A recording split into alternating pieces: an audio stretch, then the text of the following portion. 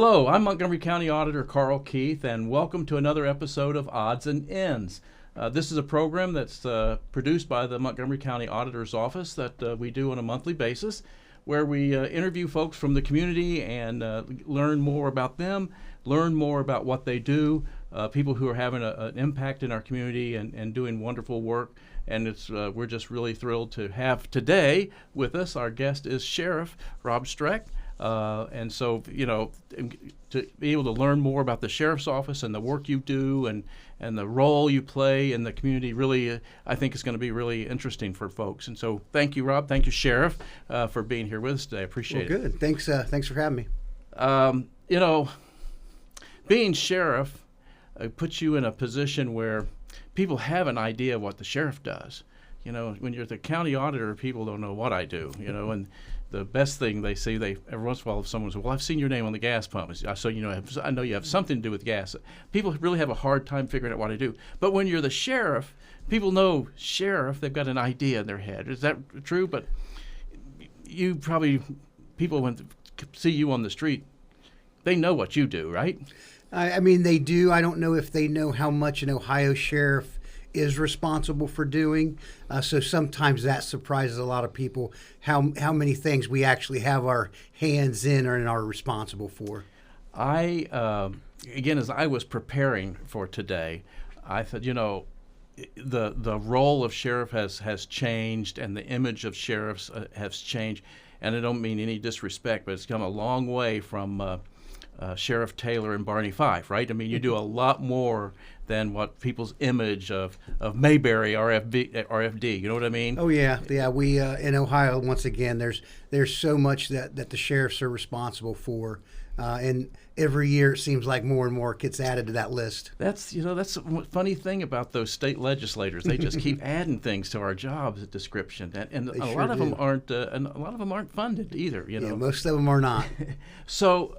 You've been with the Sheriff's Office since the 90s, right? Mm-hmm. You Yep. started? I started in 1990. Early. Actually, I'm about 3 days away from my anniversary. Okay. Yep. So 30 years? Yep, I'm on 30 years. 30 years. And you started out in the corrections officer? Is that I started out as a civilian, as a corrections officer, and was planning on doing that for several years, and it just so happened that a police academy opened up with some spots available, and within a year I was a sworn officer for the sheriff's office. So I moved a little quicker than I thought, which I was glad about.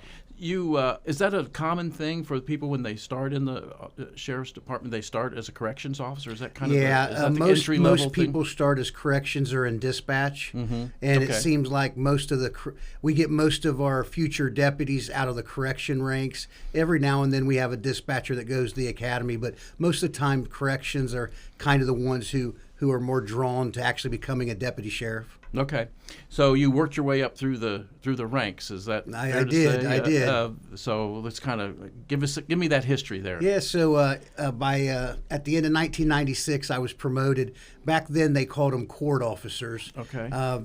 We were limited deputy sheriffs. So those individuals who were court officers, they were responsible for everything that you see on TV in the courtrooms, or if you go to a courthouse that are at the metal detectors and all of that, and then also responsible for most of the security and most of the county-owned property. Okay. So I did that for about 9 months, and then was promoted to a deputy sheriff and went to our road patrol. And then throughout those years, I did numerous assignments. I was a field training officer. I was a detective. I worked as a full-time training officer at our regional training center. So just did things like that until I decided I was going to get into supervision, took the sergeant's test. And just kind of moved yourself in there. So you spent a time as a sergeant and then a chief deputy at a point in time? Yeah, I was a sergeant, and I was involved. I was the sergeant over our internal affairs unit, and I was promoted to captain at the time with the goal to eventually design and enact the regional dispatch center. And I did that for several years. Well, okay. Well, so let's talk about that a little bit. Let's talk about the regional dispatch center. That's been a big thing to have happen here in the community over the last few years. Yep. And so you were kind of the lead person on that, right? Yeah, and in 2006, the county commissioner, the county administrator, and the sheriff at the time, they did a study, and their goal was to combine some of the dispatch centers so there wasn't so much redundancy out there in our county. And that's kind of how the regional dispatch center came about. And one day I got called into the sheriff's office and said, "Hey, I got a project for you." And it was quite a couple years. Other duties as required, right? You know it. So not every community is in the or have they? Is every community? No, not joined every community. We're down to including the regional dispatch center. There are still 8 dispatch centers left. Okay. But many of them joined. There was, I believe, 19 at the time. Okay. So we're down to 8. Down to 8. Again, the idea was to instead of everybody having 19 different dispatch centers, with today's technology and computers and the speed of information, it just made sense, right? Yeah, that was actually the exact thought process, is that with technology, you didn't need to be in the city or the township that you were dispatching for. Right, because the dispatch center isn't even in downtown Dayton, right? No, it's not even in the sheriff's office. It's in Miamisburg. Yeah, so yeah, at the I wasn't going to know the old Mound facility. I didn't know if we were allowed to tell that or not. Oh yeah.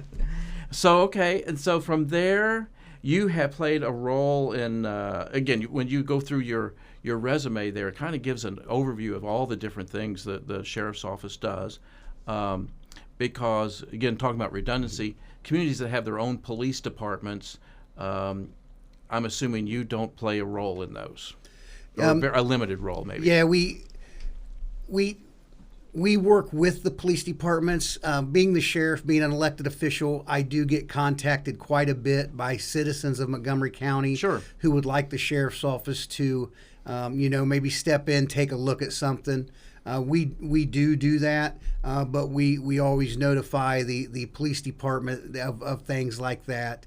But no, we're more of a supporting role to those agencies.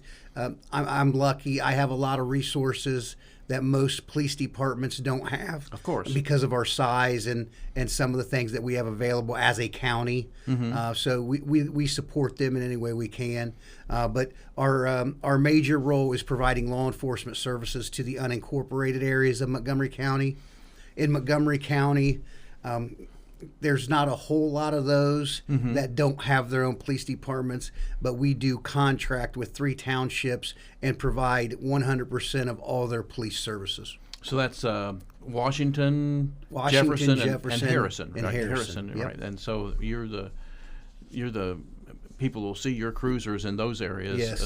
Quite a bit, but anywhere in the county, really. Yeah, we do, and unfortunately, there's some employment issues with law enforcement a lot over the last couple years. So we find ourselves at more and more places providing law enforcement services for agencies that may not have enough staffing. Okay. So that's been a challenge for us.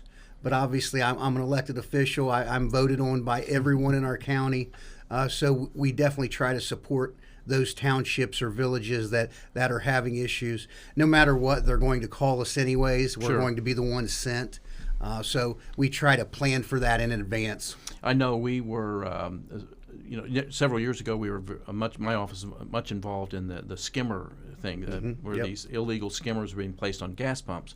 Fortunately, we haven't had any of those here in Montgomery County for, I think, 6 years or more since we've seen them. But your office was always helpful when we were doing those investigations. I remember we found one up in Phillipsburg. So we were in Phillipsburg, and again, I think it's Clay Township that actually patrols there or whatever. Or maybe they have their own. Phillipsburg has their own, but once again, with some employment issues, we take a lot of the calls in Phillipsburg. I know that's who we call. I know we end up it was a sheriff's deputy that ended up responding to that. Now you mentioned the jail. So you spent time. You started off as a civilian corrections officer, yes. right? And so, and that's you try to do that in the jail, right? Have civilians. And yeah, we years ago in the late '80s, they transformed from deputy sheriffs to civilians in the jail. Mm-hmm. So that's a major responsibility to manage the jail and that facility and deal with those issues. That's kind of the ugly side of the job, isn't it? Yeah, the jail's definitely the jail division, but the jail's definitely the largest responsibility that the sheriff has. It's 24/7. 24/7. We are a large jail. COVID changed our numbers, but 2019 and earlier, there may have been 1,300 individuals living in that jail. Yeah. Those numbers have dropped significantly and continue to stay low, which is good. But yes, that's our biggest responsibility. Almost half my employees are assigned to the jail division, whether it's deputy sheriffs assigned to the courts or county property security. Transportation, we drive hundreds of thousands of miles a year, moving individuals all over the country, maybe picking them up, maybe taking them places, things like that. So we have a pretty big sized jail division. How many deputy sheriffs are there? How many deputies do you have? I'm up to deputy sheriffs. I have about 288. But then they're and support then staff. I have about the same in civilians. Okay. So again, big operation. We're a large operation. Large in operation. Ohio. Yeah. So you mentioned the regional dispatch center. So and what those benefits are. So when should someone call 911? 911 should be when you need an immediate reaction. Okay. It doesn't have to be life or death, but it should be something immediate. It could be, anywhere from health problems where you need an ambulance there right away. It could be, someone in your property, in your car, or, obviously things can get, unfortunately, a lot worse. So we save 911 for when somebody really needs to get through right away. And then anything else I should say every dispatch center in Ohio has a 7-digit number. The regional dispatch center and everybody we dispatch for is 937-225-HELP. Okay. So they all have those non-emergency numbers for things where maybe you want information or maybe something happened the day or a couple of days before and you just want to report it. Things like that aren't an emergency. So in Montgomery County, for instance, so if someone picks up the phone, has an emergency, they dial 911. Is that where that call is going to, the regional dispatch center? We dispatch for 64% of the county. Okay. So if you're in one of the areas that's not, it just depends on which area you're in. Okay. But 64% of the county is basically being covered. 64% of the county. There. And then once that call comes in, it's determined who needs to respond to it. Yeah, and the other thing I don't think a lot of people realize is even though there are still 8 dispatch centers, those other dispatch centers have worked with us over the last couple years.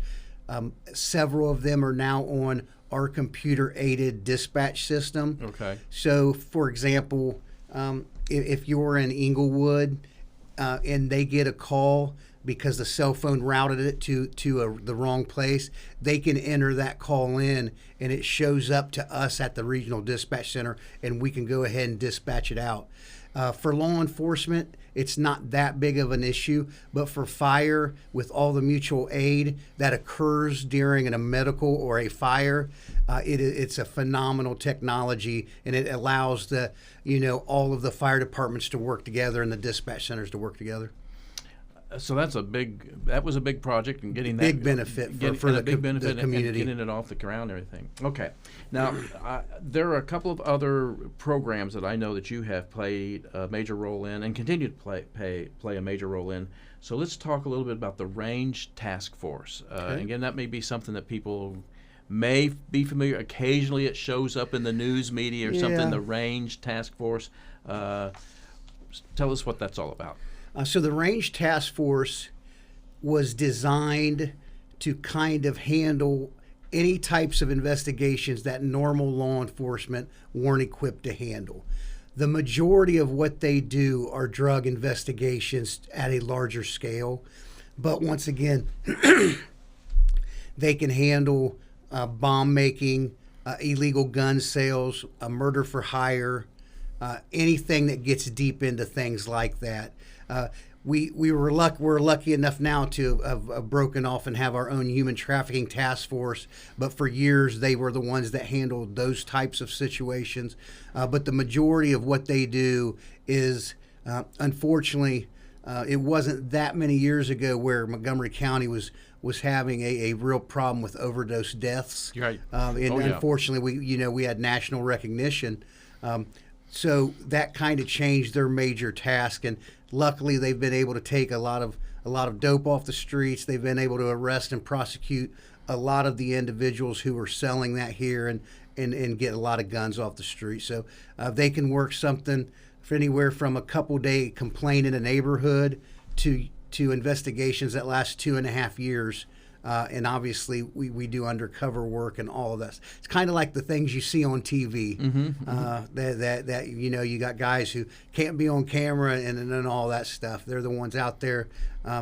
Last night they were all out all night long looking for a very dangerous individual, and ended up getting him in custody, and that was a great role. But once again, those individuals, they go into work, they never know when they're going home, and bless their families, because they love their jobs, and they work real hard at it. But that's what they do. They go after the dope and the things that are really hurting our community. So this is a different group of officers then, or a different group of deputies? I mean, these are shared resources? Yeah, we have numerous agencies that also work with range. So whoever participates, that we're glad to have them. But yes, they have their own buildings where they have their own resources. They're all off out there doing something. We may have range officers that a deputy sheriff may not even know who they are. Wow. So yeah, you talked about the opioid crisis several years ago, and now human trafficking. Do things kind of go in cycles, or is it, those things all kind of work together. Those wherever you have the human trafficking aspect, dope and guns is always there. Too, right? Wherever the dope and guns are, unfortunately you have these predators that are using mainly young women, children. So it kind of grew out of necessity. So okay. as like the range task force would serve warrants or do large investigations, and next thing you know, they would be looking on a couch with individuals who may have been suspected of being trafficked.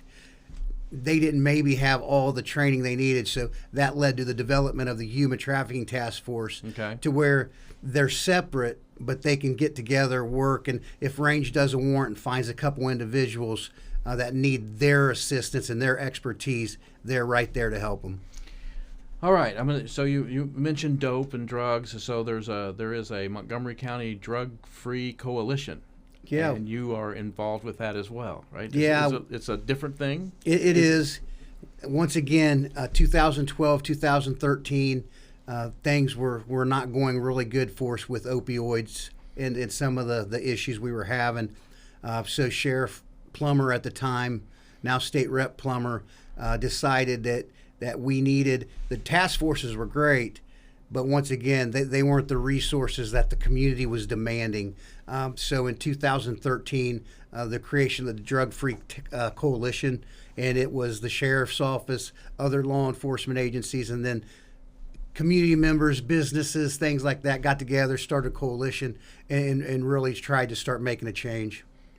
And that's been successful? It's very successful. They've done. It's a tough issue. They started a lot of great programs that, luckily, other resources in the county were able, who were maybe a little better funded for those kind of things, were able to take over. So an example of that is our GROW, Get Recovery Working.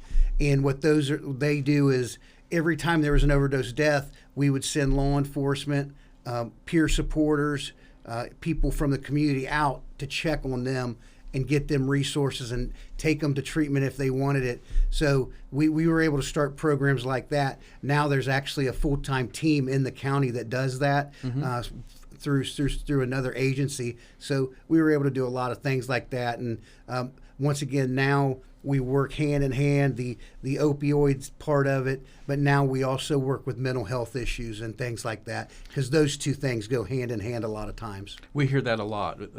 That's a big issue. Mental health issues, even particularly in the jail, right? That's a big issue. We were just updated. Out of 594 people that were in the jail yesterday morning, 564 of them were on some sort of either mental health medication or something because of their physical health. How tragic! Yes, it's unreal. We have many less numbers nowadays, but so many more problems because of mental health, substance abuse, and then just plain physical health. So, those are some pretty big challenges that the jail's facing. So you have a youth program. We'll kind of shift gears here. You have a youth program. Is it PAL? Is that PAL. How you pronounce that? PAL? Yeah, it's PAAL. Police Athletics and Activity League. Okay, all right. Tell us about that. It used to be Athletic League, and we added activities. Okay. But PAL's been around since Sheriff Gary Haynes started it in 1984 as the chief deputy. I remember Gary. And the goal was just to get deputies out with younger people, so that there wasn't that stigma about, the police are bad and all they want to do is arrest your family or you. So that's the whole goal of PAL, and is to get out, do things with youth, do sponsorships for maybe baseball, basketball, any kind of sporting event, or like I said, now we've even went to just activities like school events and things like that. But our goal is to get out there and help whoever needs it when those kind of things pop up. And then we have a very large scholarship every year through the Dayton Foundation and an annual youth conference. So we're pretty active out there and just trying to keep relationships going. Well, you've got a lot on your plate. We're a big office, and there is a lot going. There's a lot more that we do, but those are the main things. So I want to talk about canines. Okay. A little bit. So we're in dog license season right now, and we're getting towards the end of it. So we were trying to encourage everyone to license their dog. That's one of my responsibilities, to sell dog licenses. But one of the things we like to do every year is visit with the canines officers around the county, and you've always been very gracious to help organize this. And so you have a number of canine officers. We do. We have 5. You have 5. Yep. And tell us about that program. So our canine, when I became the sheriff, one of the goals was to really strengthen that program. We were able to give our townships their own dogs. That was one of the things I wanted to do, so that the townships could, in their school districts and all of those community events, they would have their own dogs. So that's worked out well.